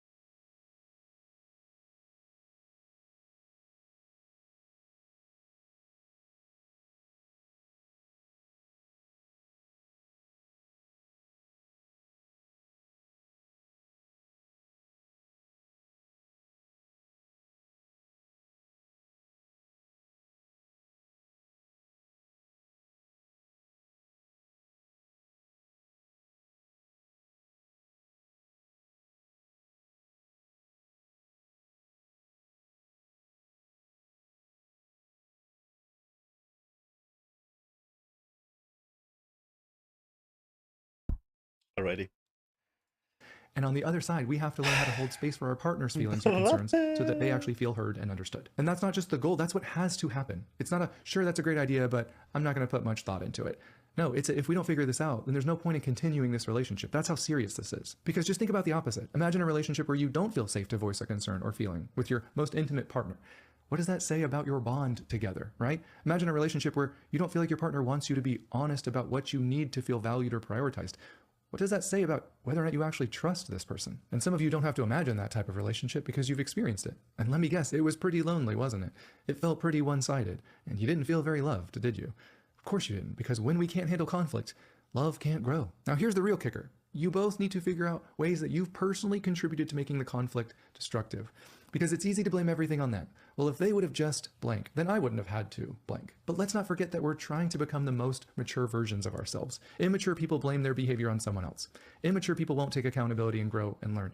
That's not the type of people we want to become. So here's what we're going to do. From now on, if there's an issue, and there's always eventually going to be an issue, that's okay.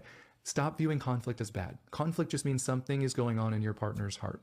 They need something. Their feelings were hurt. We should want to know that information. Conflict isn't bad. It's an opportunity to understand and love our partners better. So if there's an issue, and I get it that in relationships, the vast majority of the time, one partner tends to bring up the most concerns and complaints. That's okay, as long as they're doing it in moderation and respectfully and vulnerably. Okay, so what they need to remember is that they can't do this with criticism. Criticism is an attack on someone's character. It's like saying, you're so lazy, you never take out the trash. Instead of saying, hey, I feel frustrated because I asked you to take the trash out and now it's spilling over on the floor. Anytime we use criticism or contempt, it's because of our own immaturity. We desperately want them to see that something that they did bothered us, right? But it's in an immature way of communicating and it never gets the result that we want, long term at least. No one has ever Vor allem, man muss sich als Team sehen. Und es ist egal, wer schuld ist. Scheißegal. Hauptsache, es geht weiter. Scheißegal. Man muss den Stolz einfach schlucken.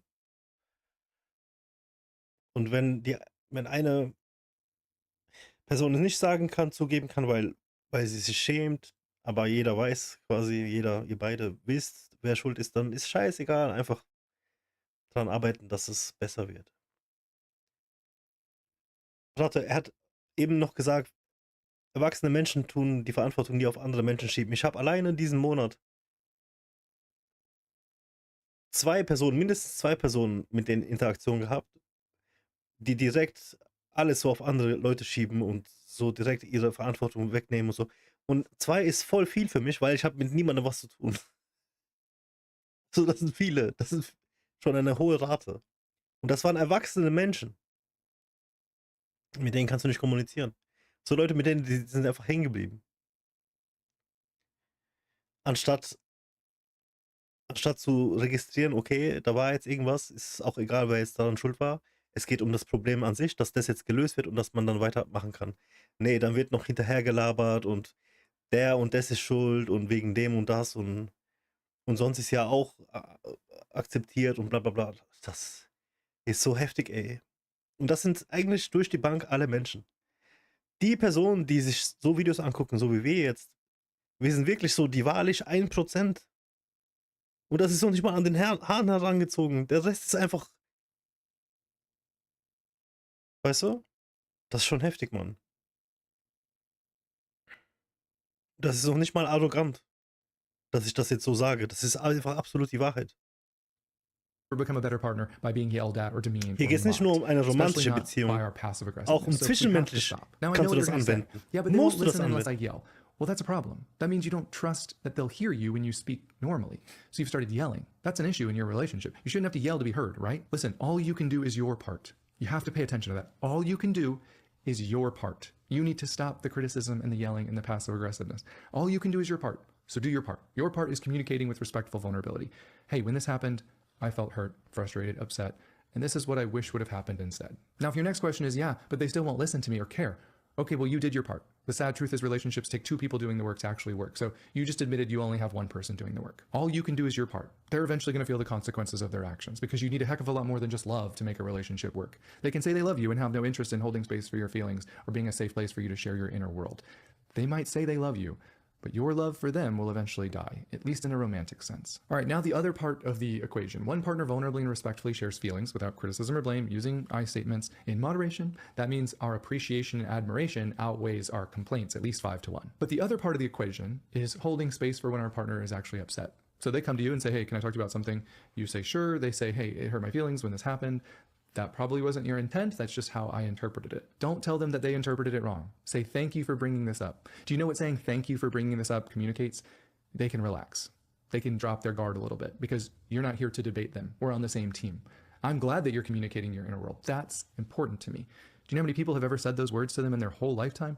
Probably very few. Okay, but Und das zeigt auch, dass du bereit bist, an dir arbeiten zu wollen, an der Beziehung arbeiten zu wollen, dass du dich verbessern willst, dass du die Allgemeinsituation einfach voranbringen willst. Das bringt viel, einfach sich zu bedanken und sich zu entschuldigen. Es hat so viel Wert. So viel. Und wenn es noch richtig ernst gemeint ist, das findest du gar nicht mehr in der heutigen Gesellschaft. But you might be thinking, yeah, but what if they missed some key piece of information and they're basing their feelings on a false assumption? If they had the whole story, then they wouldn't feel that way. I get that, but right now is not the time to bring that up. What they need right now is someone who leans in and someone that they can trust to communicate with. Because when someone comes to you and you have a pattern of either getting defensive or interrupting them or arguing about a certain detail of their complaint, dismissing or invalidating what they're feeling as irrational because they don't understand the whole story, what you're saying is, I'm smarter than you. And I'm not a safe person for you to share this stuff with. And I know this stuff is going to take practice. That's okay. It'll take practice for your partner to learn how to share correctly. It'll take practice for you to learn how to listen and validate correctly. But you both need to be practicing and giving grace to each other. When they share something that's on their heart, listen, ask questions, seek to understand their point of view. Try to understand it so well that you could summarize it and they'd go, yes, you get it. And then validate those feelings. They shouldn't be leading with any accusations or blame, so search for the feelings underneath the complaints and look for the unmet needs hidden in their words. Validation doesn't mean I agree with everything you said. It means your feelings matter to me and they are worth understanding. They are real to you, which means they're important to me. We validate their experience by saying things like, oh, I can totally see that now. Yeah, that makes sense. Or you're right. I messed up on that one. I'm so sorry. All of these things de-escalate the conflict and reassure your partner, I'm listening and I care. Now, for some of you, that's going to be really hard because during conflict, your fight or flight gets activated. Here's the only way we can work on that. You have to start paying attention to when you're getting overwhelmed and overheated and take a break. Once there's any yelling, once there's any name calling, once we're talking over each other, once anyone just stops talking altogether and just stares at the wall, they call that stonewalling. That's an automatic timeout for both of us. One or both of us is completely overwhelmed on a nervous system level and we have to take a break. Do not feel ashamed that you have to take a break. I have to take breaks sometimes too. This is a sign of maturity and growth. But take a break with the intention to come back and revisit the conversation because it's important to our partner that they don't feel just completely abandoned. Now, when you both get good at this, when you get good at listening and holding space for each other, hopefully the partner who brings up the complaint will start to feel safe and valued enough to where you're both honoring each other during conflict, even as they're bringing up a complaint. Now, what that looks like is the partner who brings things up would say, I know you didn't intend for this to happen, but when this happened, I felt this way. This is just the story I'm telling myself, but I want to hear your side of it too. And then the listening partner would say, I appreciate you bringing this up, but I want to stay on you for just a second. Tell me a little bit more about what happened before I share my side. Do you see what happened? You were both able to honor and respect each other. Don't you think that's so much better than fighting? This definitely takes both people, I get that, but this is what's required to have that extraordinary relationship that we all say we want. We all want a relationship with passion and connection and low conflict. This is what's required from both people. Kommunikation einfach. A und O. Stop saying that that's the relationship you want when you're not actually willing to put in this work. It's not the conflict that destroys the relationship. It's the lack of accountability and repair that destroys connection, which destroys the relationship. All right, I took too long on conflict. I knew I was going to do that, but that's okay because we're building a foundation and all the others will kind of make sense upon that foundation. So number 3, you can't have a love that lasts without emotional connection. Emotional connection is your bond together. It's what makes your relationship different than simply being roommates or good friends. It's your intimacy together. Yes, you have friendships and other relationships, but there's supposed to be something special that you have with just your partner. Now here's the good news. If you're actively building trust together, if you're actively working on navigating your conflicts in a healthy, safe way, you're already building emotional connection together. But here's where we need to take that a little step further to really strengthen that bond. The way we do that is through quality time together, deeper conversations and new experiences. Start intentionally making time for each other again. Just like when you were dating, there's no reason that behavior needed to stop. Even if you're at home with the kids, put the kids to bed, put your phones away and do something fun together. Play a game, build a fort, go on a date, do a craft, do something intentionally fun together. Start a new hobby that you're both excited about doing together. Do an escape room, as long as you don't fight about it. And while I envy this. Being in this situation.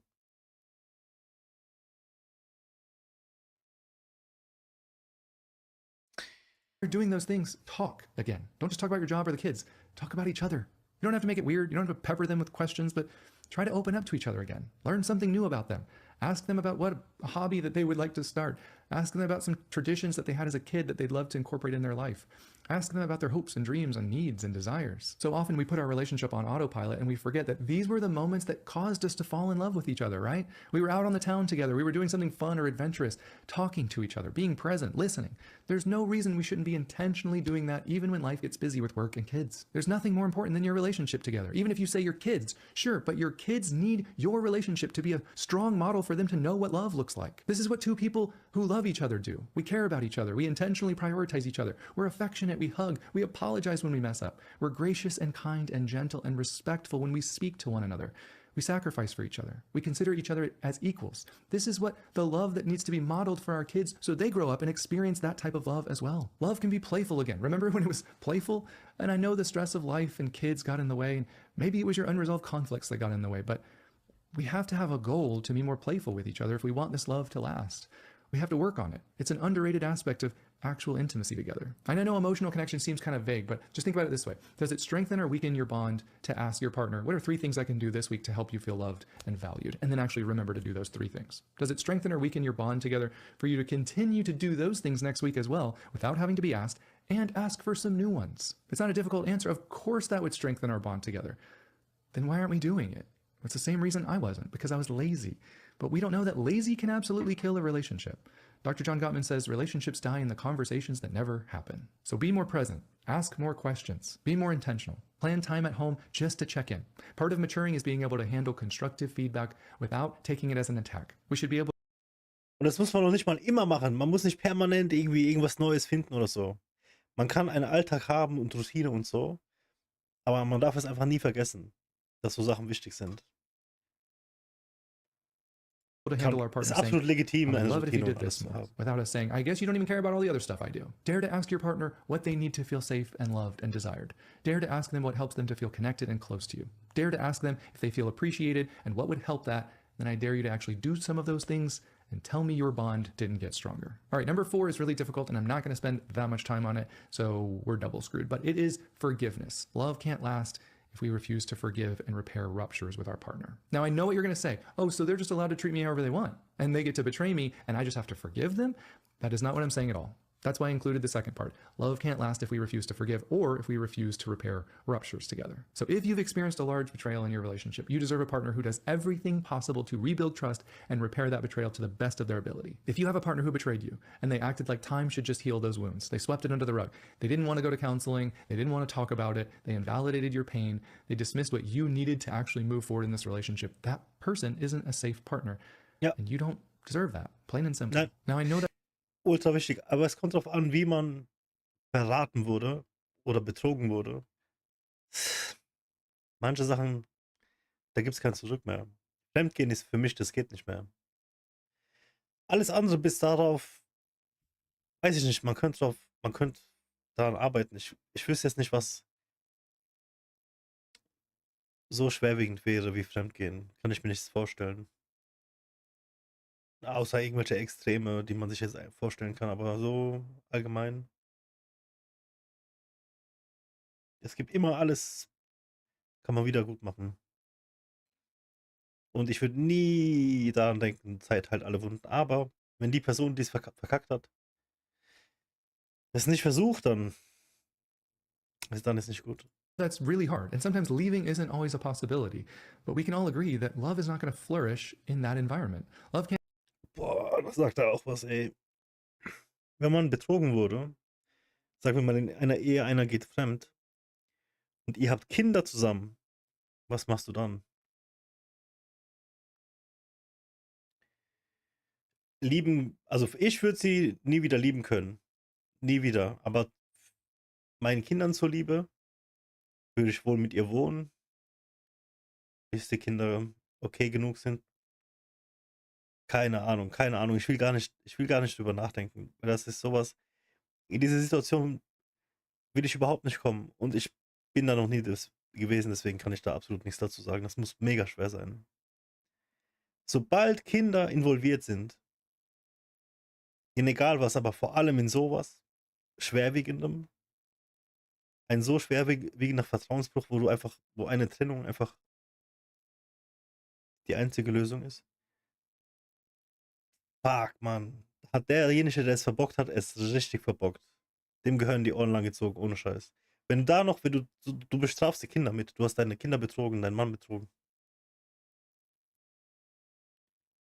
Can't last if we're not interested in repairing ruptures, large or small, and it can't last if we're not willing to forgive each other. Now, should you forgive them? I don't know. You could choose to ultimately forgive them, and that still doesn't mean that they're doing the work of taking accountability, understanding the impact that their actions had on you, empathizing with their pain, doing the necessary work to change and rebuild trust. Or you could forgive them and still decide that they are not a healthy, safe partner. Or you could forgive them when they are doing all of those things that are required to rebuild trust, but you realize you can't stay in this relationship because you don't actually want to rebuild trust with this person anymore, depending on the size of the betrayal. And that's perfectly reasonable. The only point I'm trying to make in this section is we're all going to cause ruptures in our relationship. Large ones need to be talked with a professional, right? I'm talking about more of the smaller ones. We're all going to cause ruptures. To think that we're not is arrogant and self-centered. So one of the most loving things we can do for our partner is ask them, when's the last time you felt neglected or hurt or abandoned or rejected by something that I did, even unintentionally?